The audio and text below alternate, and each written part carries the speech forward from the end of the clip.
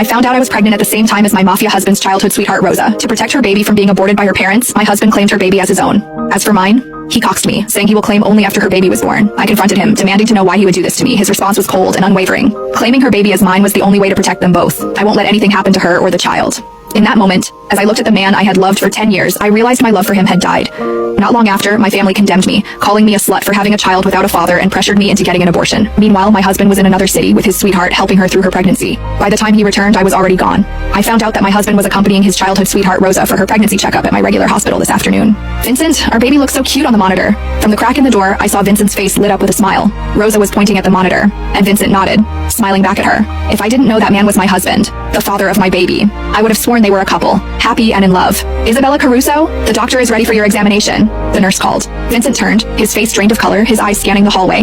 He must have heard my name. When his eyes landed on me, his mouth opened, but no words came out. I had been happily married to Vincent Falcone, my mafia husband, for nearly 10 years. This year, I was finally pregnant with his child.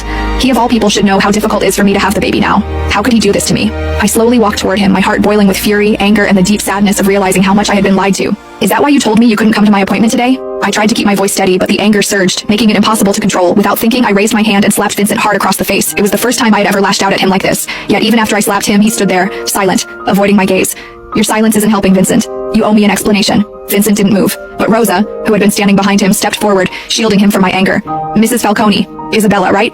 She said, her voice shaking. Blame it all on me. Vincent did nothing wrong. It was my mistake, Isabella. I'm the one who got pregnant. Blamed it all on you, huh?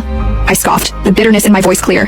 I was a tough woman, but even so, tears streamed down my face. As if my tears had triggered something in him, Vincent finally stepped past Rosa and pulled me into his arms. Don't cry, Isabella. The baby isn't mine, he said, his voice barely above a whisper. I froze. What? But then, Rosa spoke. She winked her innocent big eyes at Vincent. Vincent, didn't you promise to protect my baby by claiming it as your own? Why are you telling her now? Protect her baby? What the hell was going on? I broke free from Vincent's arms and stared at him. What the fuck is happening right now, Vincent? What the hell is she talking about? Vincent! Rosa called him too, clearly trying to stop him from saying anything more. But Vincent didn't hesitate. Isabella's my wife. She deserves to know. All right. Rosa's tear-filled eyes locked onto mine. If you really need to know, Isabella, Vincent decided to claim my baby as his, so he might not be able to claim yours. Vincent's face drained of color, but he stayed silent, offering no correction. But don't worry, Rosa continued, her tone suddenly sweet as she reached for my hand, her fingers hovering just above mine. Vincent said that even he can't claim your baby now. He'll adopt once you've given birth. Our baby will belong to the Falcone name, she added, her voice dripping with faux sincerity. I swear I saw a brief smirk twist her lips, but it was gone before I could be sure. I turned to Vincent, still silent, his head bowed as if he couldn't bear to look at me. Is this true, Vincent? My voice wavered as I forced the question out. You're going to give up on our baby to save hers? I'm sorry, Isabella, he whispered, his voice hoarse, barely audible. Tears welled up again. Is her baby so important to you that you'd abandon ours? Vincent hesitated, the pause slicing through me like a blade.